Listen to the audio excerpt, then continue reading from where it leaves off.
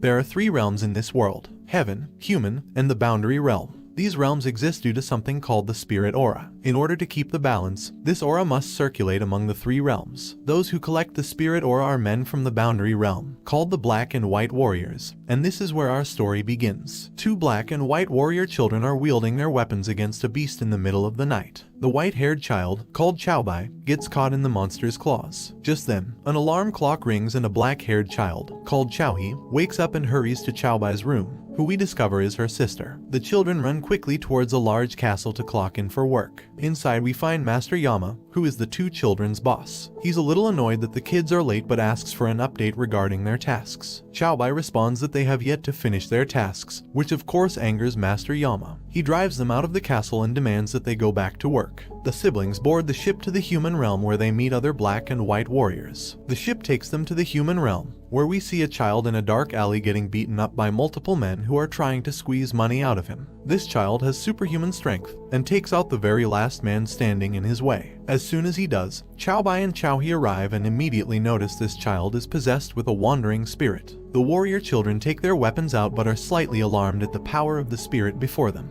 They opt for Plan B, which is to take a defensive and an almost escapist approach to fighting, and tire out their opponent. They actually run away from the fight and try to seek help from the spirit hunt team, but the wandering spirit catches up to them. The two are then taken away by an unknown force in the spirit, who is now the beast from earlier, which follows them to a nearby rooftop. Qiaobai gets clawed, but Qiaohe catches her before she falls to the ground. The monster gears up to attack the kids, but another warrior blocks the attack and helps the kids fight the beast. The wandering spirit eventually gets defeated, and the woman who helped them flees without a trace. Bai Long, who is a powerful spirit hunter, locks in on more wandering spirits escaping from a sealed area. Him and his team scramble to strengthen the seals and inform the palaces in other realms at once. Meanwhile, Qiaobai and Qiaohe get scolded by Master Yama for not being able to defeat the wandering spirit. He threatens to fire them, but the two aren't even listening to his sermons. Suddenly, Zhang Kui, a 10-hell general, arrives at Master Yama's place. It is revealed that he's the kid's caretaker, and even goes so far as to jokingly ask Master Yama if they can stay at his house for the time being. As Yama's secretary, called Sha, gives another task to the children,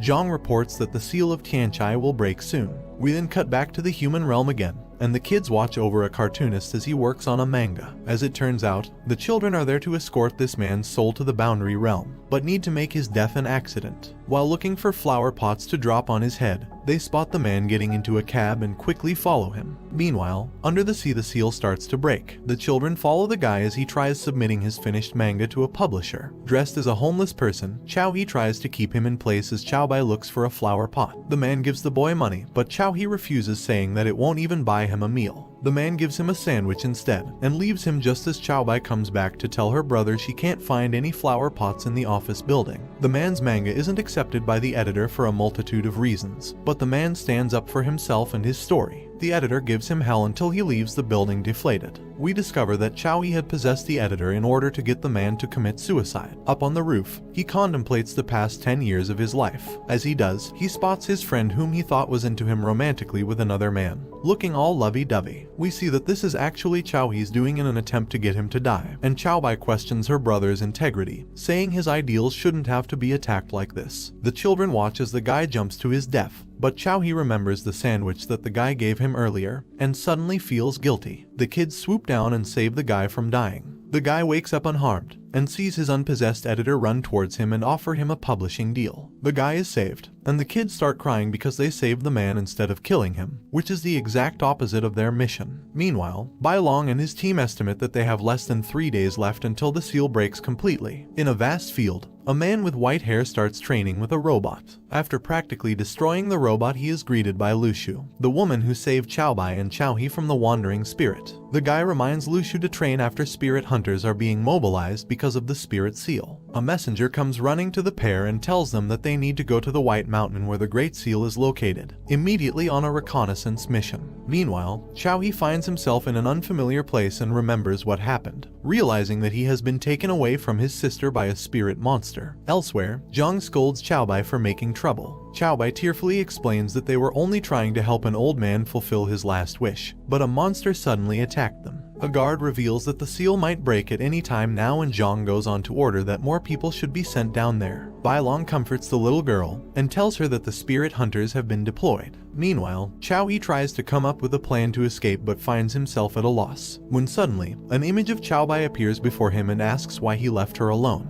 He runs to her but the image suddenly fades away. Meanwhile, Bai Long explains to Chao Bai that the seal of Tianchai actually holds the 100 ghost spirit. Around 1,000 years ago, Master Zhang sealed 99 of the most violent ghosts there, and the spirit monster had been gathering the ghosts that leaked from the seal, and mistook Chao He as one of the spirits. Just as Bai Long finishes his monologue, the seal gets broken. The water below starts to glow red before exploding, releasing immense energy to the world. Somewhere else, Chao He reflects on his life with Chao Bai, when suddenly he hears a whistle coming from somewhere. He runs towards the sound, stopping in front of a large statue, and asks if there's anyone who can hear him. Just then, a man on top of the statue laughs at his plight. With the seal broken, spirits are free to escape into the human realm. The spirit hunters work hard to stop them, but a large monster spirit emerges from the seal and confronts Zhang and his crew. They immediately realize that this is the 100 ghost spirit. Meanwhile, Chao He is busy with his own enemy. This guy taunts him, and immediately puts restraints on poor Chao He. The guy reveals to Chao He that he is imprisoned inside the seal, and now he's stuck down there with other vicious spirits. Back outside, Zhang and the 100 ghost spirit reunited before getting into a fight. However, Zhang easily defeats the spirit with his spit, and then orders for the Jinko cannon to be prepared soon. Bai Long asks if he's sure since the cannon is really strong, and Zhang responds that bombing the place to the ground is better than having Chao He turn into a monster like the 100 ghosts. Back down, Chao He breaks out of his restraints easily. He watches as the spirits get absorbed by the guy antagonizing him, completely unaware that a monster is behind him. Back on the ship, Zhang says that he'll rescue Chao He. Lu Shu appears and Zhang entrusts Chao Bai with her care, before instructing Bai Long to launch the Jinko cannon and destroy the Great Seal if he's not back in 1 hour. Zhang jumps into the seal to find Chao He. Chao He easily defeats the monster sneaking up behind him. He is attacked by the man, who finally introduces himself as San Wuzi. He seems to know Chao He personally, even calling him by his real name, Wang Heng,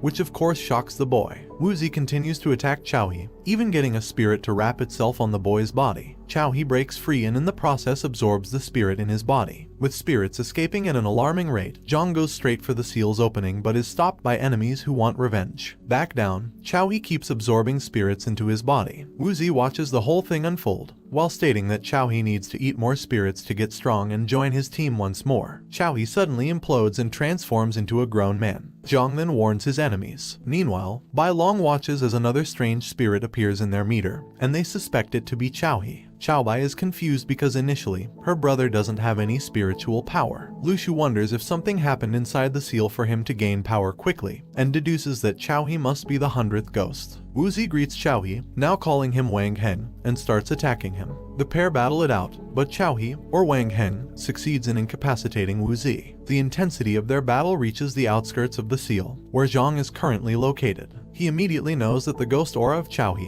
which is Wang Heng, has been released. Zhang finally defeats the people trying to stop him from getting into the seal and goes on his merry way. Back down, Wuzi wants a round 2 with Wang Heng, but his words strike a chord in Wang Heng's memories. Wang Heng remembers a younger Chao Bai, asking him not to leave her alone. This momentary pause gives Wuzi an opening and tries to swallow Wang Heng. However, the latter keeps getting flashbacks of his past human life with Chao Bai. On the ship, the signal meter is heavily damaged, rendering them almost useless in monitoring the seal. Once the screen returns to normal, Bai Long sees glimpses of Wang Heng about to be feasted on by Wuzi. Back down, Zhang appears just in time and confronts Wuzi. The latter admits to eating Wang Heng, which makes Zhang angry. However, the energy Wuzi gained from Wang Heng gives him incredible power, and he manages to stop Zhang with ease. Up on the ship, Bai Long and the crew see all of this happen and try to hide it from Chao Bai, but it's too late. Back inside the seal, Zhang is fuming and threatens Wuzi. Wuzi taunts Zhang, which was an incredibly bad move on his part,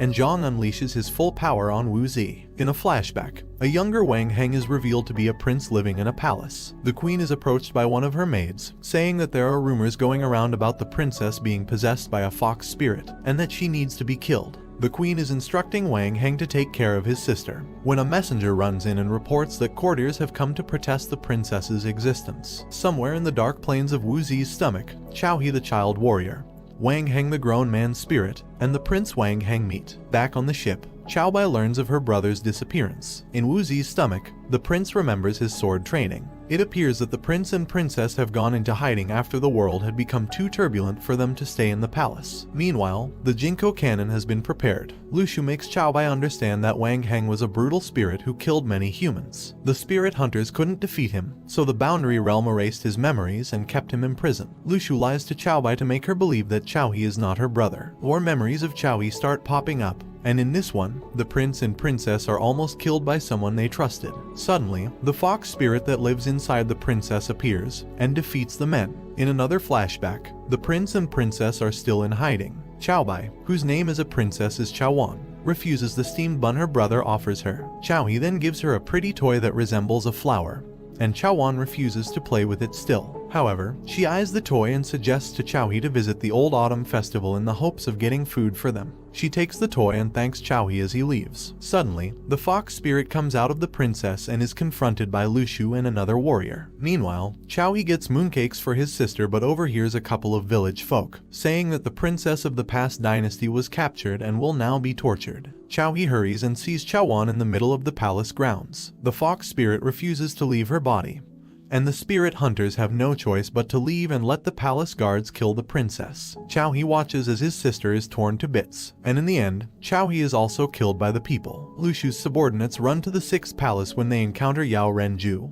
another 10 Hell general. Lu Shu's subordinate, called Lei, introduces himself to Yao Ren properly, but Yao Ren draws his weapon on the guy in an attempt to intimidate him. The other subordinate tells him that there's an emergency at White Mountain, and that they are to request instructions from Master Zhu, master of the 6th palace. Another 10 Hell general, called Siku Tong, tries to turn them both away, but Lei pushes back. Dong Ting, the strongest of the 10 Hell generals, intervenes before a fight breaks out. Dong Ting is accompanied by Fu Fu, another 10 Hell general. The 10 Hell generals send Lei back on his way. Meanwhile, Xiaohe can't believe that he's only been used by the spirit hunters as a tool to seal Wang Heng. Back on the ship, Bai can only watch as more spirits escape the seal. Lu Shu and Bai Long prepare to use the cannon. Xiaohe remembers his past life while being taunted by Wang Heng. Outside, Zhang continues to battle Wu Zi. The seal gets wider and Lu Shu instructs Bai Long to launch the cannon. Bai pleads with Lu Shu to wait just a little more, which earns her a slap from the spirit hunter. Lu Shu essentially says that their safety and the human realm is more important than waiting for Zhang and Xiaohe. Frustrated,